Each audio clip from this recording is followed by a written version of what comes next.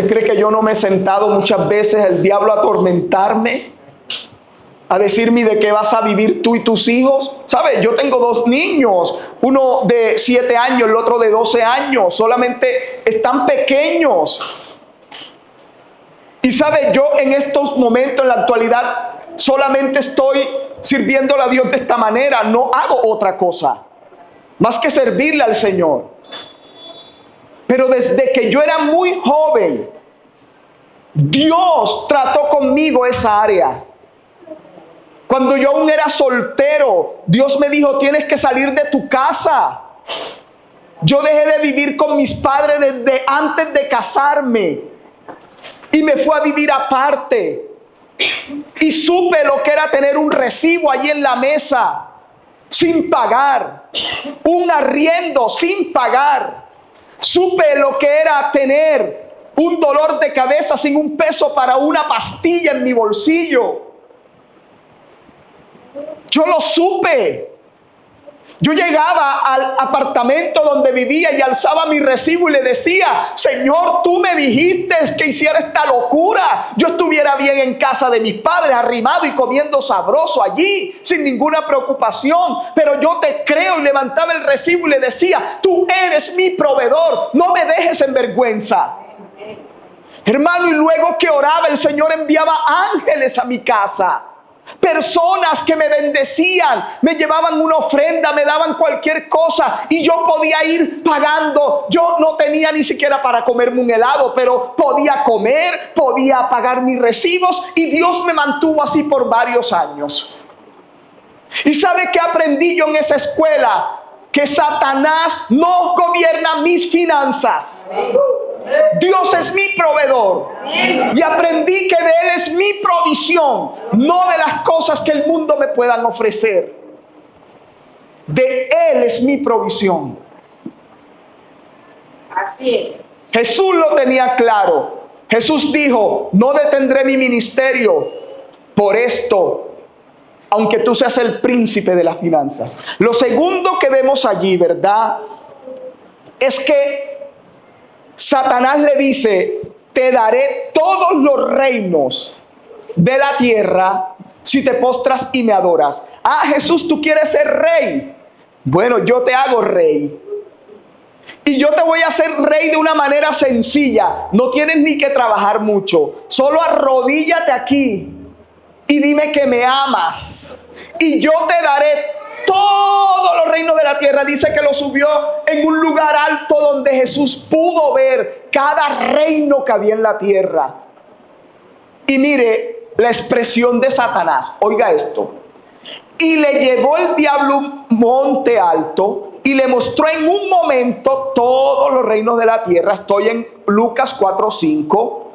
Y le dijo al diablo, a ti te daré toda esta potestad y la gloria de ellos. Oiga bien, a ti te daré la autoridad y te daré la gloria de ellos, es decir, el hecho de tener dominio sobre ellos y la riqueza de ellos, porque a mí me ha sido entregada. ¿Qué le fue entregada a Satanás? La potestad y la gloria de las naciones. ¿Oyó eso? Le fue dada la gloria y la potestad sobre las naciones, y a quien yo quiero la doy. Atrevido que es. Dice, y a quien yo quiero la doy. Así que, vea, yo creo que usted lo ha escuchado. Usted sabe que hay muchos famosos que se han postrado delante de él y son famosos. Hay muchas personas que tienen poder político porque se entregaron a la brujería y son siervos de Satanás y son presidentes y son senadores y son muchas cosas que tienen gloria y fama de la tierra porque se postraron delante de Satanás. Ahora, postrarse ante Satanás no es irse de rodilla y doblarse y decir yo te amo. Vea, es que hay muchas personas. Y yo recuerdo que el Señor en una ocasión me dijo, ¿sabes que aún en la iglesia hay cristianos que van donde los brujos? Yo le dije, Señor, ¿eso es posible? Me dijo, claro que sí es posible. Hay muchos que se han postrado delante de Satanás para tener gloria, para tener riquezas, para tener fama, para tener poder. El otro día estaba en un lugar y me dijeron, mire, imagínense que aquí trajeron un brujo de no sé dónde para que bendijera la alcaldía y todo este pueblo. Y yo respondí, ¿y los brujos bendicen? ¿Sabe? Son gente que se postran para lograr potestad y autoridad. Y yo le digo algo, eso parece más sencillo porque solamente tienes que hacer parte de un risto, te echan agua, te santiguan con matas y cosas. Pero cuando tú quieres algo de Dios, tienes que pagar un precio. Tienes que irte en ayuno y aguantas hambre y te duelen los intestinos y te da dolor de cabeza y sientes que tu cuerpo te tiembla todo a causa del hambre y estás pagando un precio, y es lo que la gente no quiere hacer. No quieren pagar un precio, quieren todo fácil. Pero yo le digo a la iglesia, no hay nada fácil en el reino de los cielos. Aún tenemos que pagar el precio de rendirnos delante del Señor para que Dios pueda derramar de su Espíritu sobre nosotros. Y hermanos, es una realidad en la actualidad. Entonces vemos que Satanás le dice, bueno, yo te lo doy todo. No tienes que ir a recorrer los pueblos esos y a echarme fuera a mis seguidores de esos pueblos. Solamente póstrate aquí hablamos y nos damos la mano y te hago rey de todo esto. Qué sencillo sería. Pero Jesús le dijo, yo sé quién soy y de dónde vengo. Apártate de mí, Satanás, porque escrito está, solo al Señor tu Dios, ante Él te postrarás y a Él adorarás. ¿Cuántos hoy decimos eso en la iglesia? Pero llegó el poder que utilizó Satanás para matar a Cristo. El poder religioso. Y Satanás lo llevó al pináculo del templo. Y le dijo, bueno, no pude con la economía, no pude con el poder político, le quería dar fama, riqueza y honra, pero ahora yo sé dónde me lo voy a coger. Y lo llevó al pináculo del templo y le dijo, bueno, Jesús, como tú eres hijo de Dios, y le dijo, escrito está. Satanás le citó la palabra a Jesús y le dijo, escrito está, lánzate de aquí de cabeza, porque Él enviará a sus ángeles y no permitirán que tu pie tropiece en piedra. Yo pienso que si Jesús hubiese sido uno de nosotros, decimos, ay, sí, esto sí, porque Él dijo, escrito está. Me dijo la palabra. Ay, me dijo la palabra. O sea que esto es de Dios. Vea, ¿usted cree que todo el que dice es de Dios? No, sí, jamás. Ve, hermano, nosotros vivimos una experiencia. Yo era un niño espiritual, era un bebé espiritual. Y dos experiencias. Yo hacía parte del grupo de intercesión de la iglesia. Yo cuando conocí al Señor, yo no me reunía con los jóvenes en el ministerio juvenil los sábados. Yo me iba con las viejitas con el pelo recogido con un moñito, arrugaditas viejitas, todos los días a las 4 de la tarde. Ese era mi deleite. Con esas, ellas me enseñaron. Y allí nos postrábamos y orábamos y yo era feliz allí. Cuando iba al culto de jóvenes me sentía como bicho raro, como extraño. No entendía por qué, pero era Dios preparándome para algo.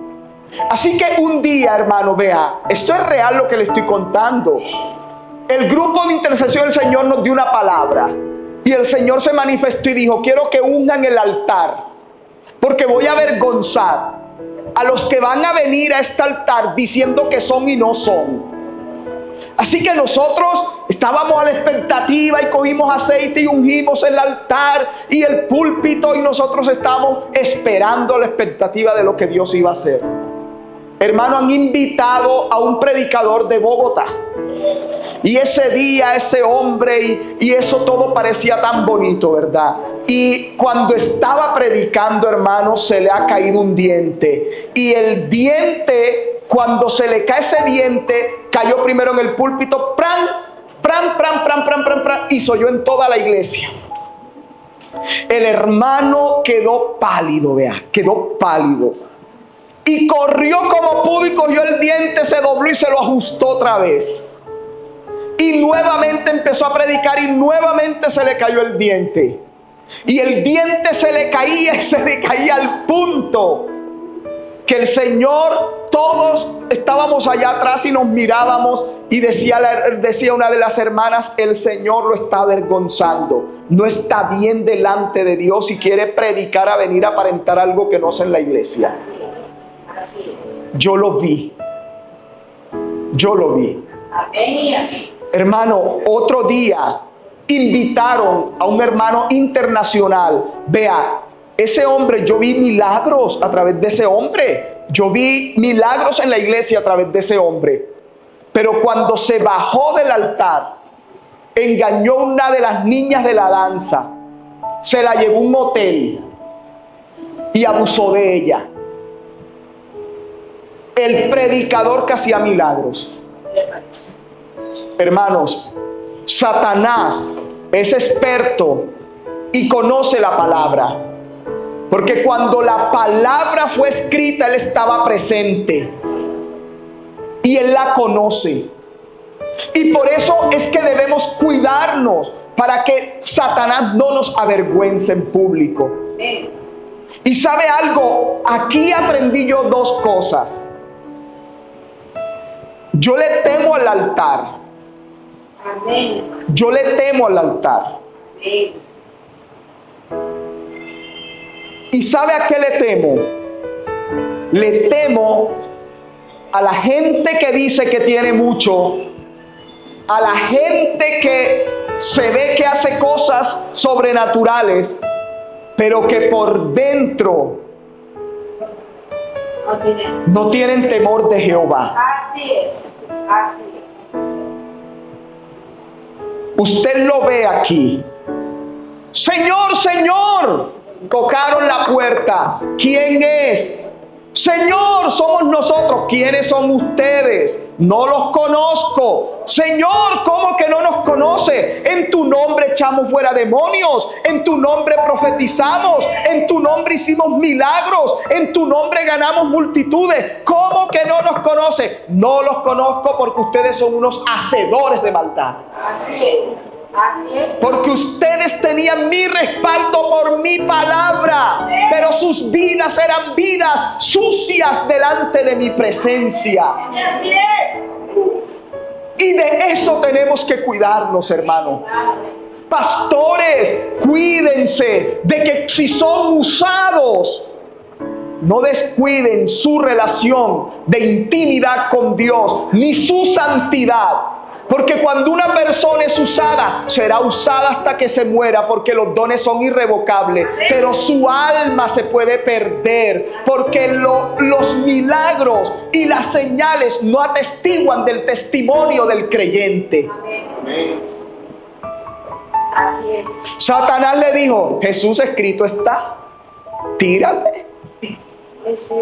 Yo conozco la palabra, Jesús. ¿Tú crees que yo no sé de qué estoy hablando? Ah, pero Él no hablaba con cualquiera.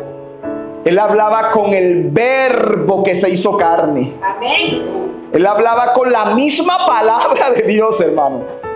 Así que Él no tenía ni idea de quién se enfrentaba. Y Jesús entonces, ¿verdad?, le dice, escrito está, no tentarás al Señor tu Dios.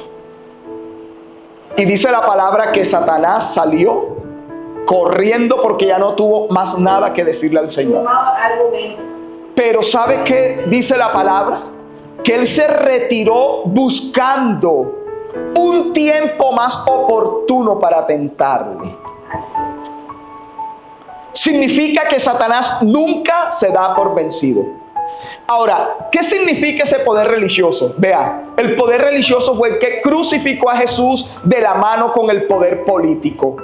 Son los dos poderes que atacan a la iglesia siempre: el poder político y el poder religioso. Ahora vemos aquí cómo los fariseos, ¿verdad?, se conjugan con Herodes para crucificar a Jesús. Los dos poderes más grandes de la tierra: es. el poder religioso y el poder político. ¿Por qué todavía el poder religioso manda sobre el poder político? Hasta el día de hoy ocurre de esa manera. Señor. El poder religioso manda sobre el poder político. Y estos hombres llamados Anás y Caifás, envidiosos de Jesús, porque no lo mataron por otra cosa, lo mataron por envidia. Así es. Porque, hermano, tu envidia mata. Amén. Así es. La envidia mata. Y vemos entonces que él fue crucificado. Ahora, veamos lo que dijo Jesús con respecto a esto. Miren lo que dice Lucas 3, 1 y 2. En el año 15 del imperio de Tiberio César, siendo gobernador de Judea Poncio Pilato y Herodes tetrarca de Galilea y su hermano Felipe tetrarca de Idumea y de la provincia de Traconte, y Licianías tetrarca de Abilinia, y siendo sumos sacerdotes Anás y Caifás, vino palabra de Dios a Juan, hijo de Zacarías, en el desierto. Ahora veamos esto, porque aquí hay una revelación. Lucas le está diciendo a la iglesia: existió un poder político y existió un poder religioso, pero sobre ninguno de ellos se reveló el Señor. Oiga bien, existió un poder político llamados Herodes, y existió un poder religioso llamado Anás y Caifás. Pero ¿a dónde se reveló el Señor? En Juan, que estaba ¿dónde? En el desierto. Amén. ¿Dónde se le reveló Dios a Juan? En el desierto, hermanos. Es ese lugar donde no queremos estar, donde Dios se revela. Ese es el lugar donde más nos cuesta estar, pero es el lugar donde oímos a Dios revelar su plan para nuestra vida. Por lo tanto, que nada de esto nos haga temblar.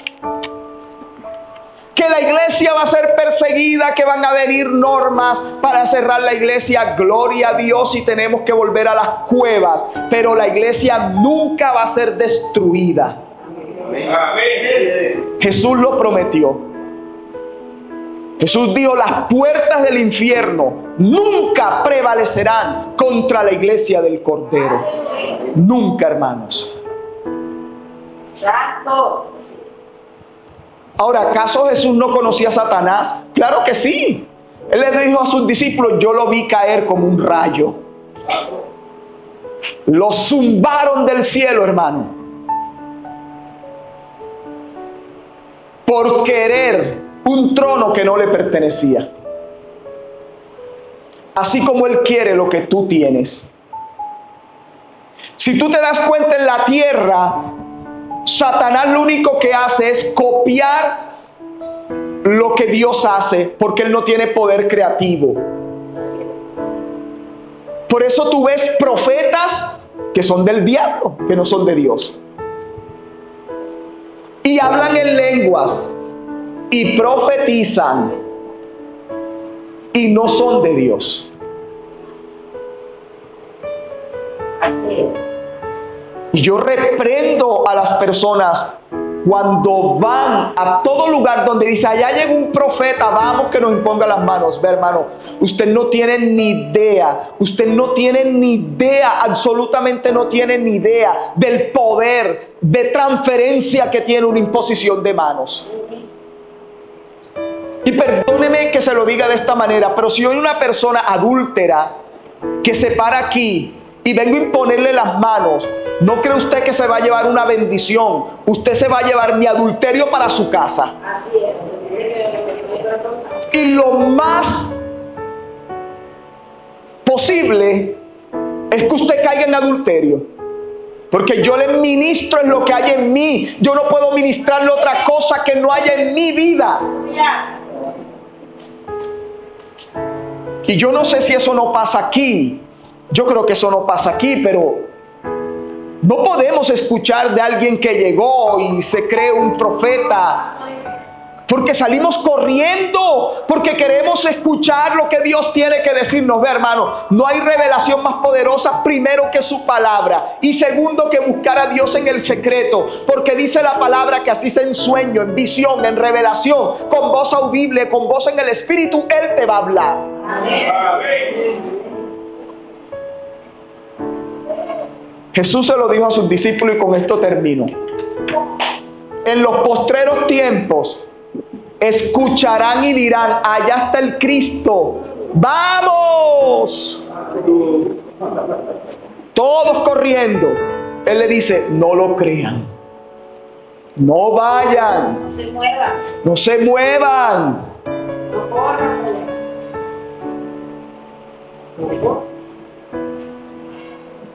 Hay ayuno un sábado en la iglesia y viene una persona. Puede ser usada por Dios y puede ser de Dios o no puede ser de Dios. Pero usted no puede abandonar su iglesia por irse detrás de lo que no conoce, hermano. Porque Dios puede usar hasta una piedra en su iglesia para hablarle. Usted no necesita ir a buscar en otro lugar lo que Dios le puede dar en su casa. Iglesia, no podemos seguir moviéndonos por emociones. No podemos seguir moviéndonos por emociones. Porque vendrán engañadores, vendrán falsos profetas, vendrán personas que dirán ser y no son. Aleluya, así es. Y debemos guardar nuestro corazón, porque Jesús en el desierto, luego de ser tentado, Satanás le dejó muy claro que él era el dueño de la tierra y se la daba a quien él le daba la gana. Así es. ¿Y sabe qué me sorprende? Que Jesús no se lo discutió. ¿Sabe por qué no se lo discutió? Porque tenía razón. Jesús no le dijo: mentiroso, eso no es tuyo, eso es mío. No. Jesús no dijo nada de eso. Jesús entendió que él tenía legalidad. Entonces, como hablábamos ayer, vino Satanás y mandó una tormenta. Vamos a ahogarlo, pero no era ahogado. Vino Satanás y dice la palabra que en muchas ocasiones Jesús estaba en la sinagoga y decía cosas que ofendían a la gente y le iban a tirar piedra, y venía Jesús y nadie veía cuando salía. Y lo intentaron matar en varias ocasiones y nunca pudieron matarlo, porque el propósito de Dios no era ese. Amén.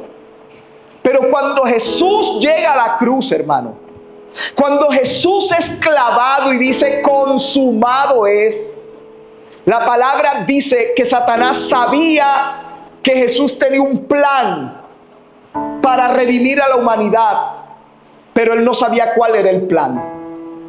Porque si Satanás sabe que el plan de Jesús era morir en esa cruz, él no le permite la muerte. Pero como era un plan oculto de Dios, que no había entendimiento, miren, ni los fariseos entendían lo que estaba pasando. Nadie entendía, ni sus discípulos que estaban con él, comían con él, y él les decía: yo me voy a morir, yo me voy a ir de aquí, ustedes no pueden ir a donde yo voy. Ellos quedaban así azules, decían: pero ¿de qué habla? ¿Qué es lo que está diciendo? ¿Qué es lo que pasa? ¿Por qué no entendemos? Porque los ojos de los hombres estaban cegados hasta el tiempo del cumplimiento de la profecía. Y cuando Jesús muere y dice: consumado llamado es, y resucita de entre los muertos. El infierno tembló, porque dice la palabra, y le fueron arrebatadas a Satanás las llaves de la vida y de la muerte. El infierno, la muerte y nada de lo que hay en este mundo ya le pertenecen a Él. Todo es del Señor, del Rey de Reyes, del Señor de Señores, que es nuestro Dios.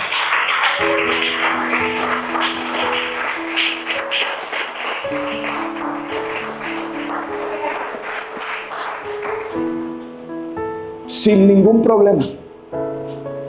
Jesús hizo esto. José Ignacio, aquí tienes la llave que le arrebaté a Satanás. Es tuya. Úsala. Úsala. Úsala. Por eso cuando Jesús le dijo a Pedro, tú tienes la llave. Tú tienes la llave. Todo lo que ates en la tierra será atado en los cielos. Y Pedro quedó en blanco. No sabía qué era. Él se alegró, pero no sabía ni de qué se había alegrado. Pero cuando Jesús venció y le arrebató el poder y la autoridad a Satanás, se le entregó a la única entidad en el cual él confía, y es su iglesia. Y le dijo a la iglesia, aquí estoy, lo que gané para ustedes. Ya saben que ustedes no dependen de la economía de una nación. Ya saben que ustedes no dependen de la política de una nación. Ya saben que ustedes no dependen de la religiosidad de una nación. Ahora ustedes dependen del Padre, del Padre, del Padre. Y todo lo que pidieran al Padre en mi nombre, Él se los dará. Nada les negará, nada les negará. El Padre les dará todo lo que ustedes necesitan.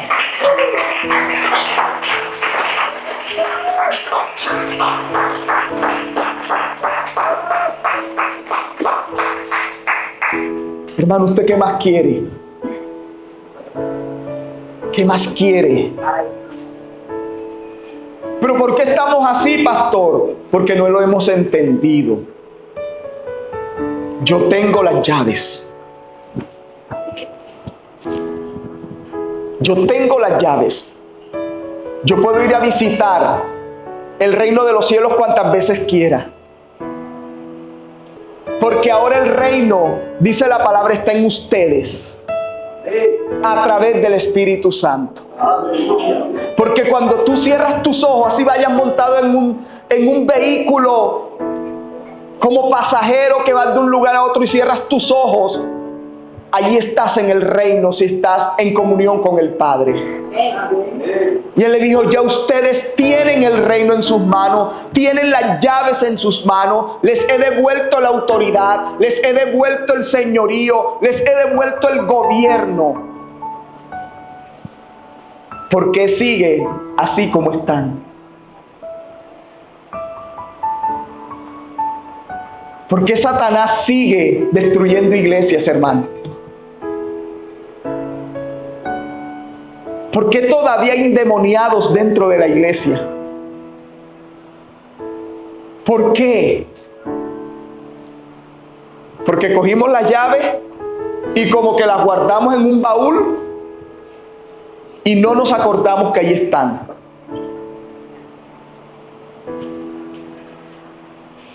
Como los hermanos que de pronto no veo dónde están las gafas y las tienen en la cabeza. Algo así.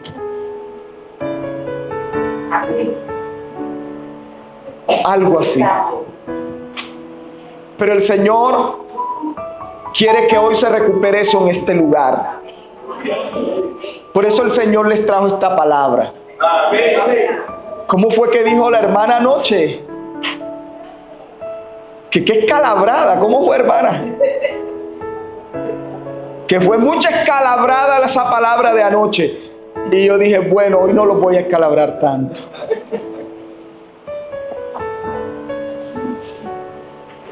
¿Sabe por qué? Porque Dios nos ama, hermanos. Mire, nos ha tenido tanta paciencia. Yo a veces me siento, yo tengo una mecedora en la casa, me encanta la mecedora. Y me siento allí, y me pongo a pensar, Dios mío, yo metí las patas en esto. Yo creo que la lista mía es larga. Y sin embargo le digo, tú has sido tan paciente, tú has sido tan bueno, tú has sido tan misericordioso, que si fueras otro Dios ya me hubieras aplastado como aplastamos a las cucarachas. Si hubiese sido otro Dios ya me hubieras quemado como se quema la hoja seca. Pero tú has sido tan bueno, Señor, y fue allí donde el Señor habló a mi corazón y me dijo, por eso no he venido sobre la tierra. Porque hay muchos dentro de la iglesia que no están conmigo. Y quiero recuperarlos.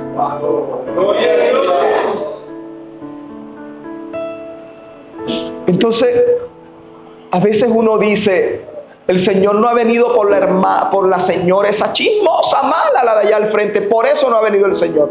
No, hermano, no ha venido por usted y por mí. Porque ni la misma iglesia está preparada para su venida. ¿Cuántos harán un pacto con Dios de prepararse para su venida? Colóquese de pie, hermano.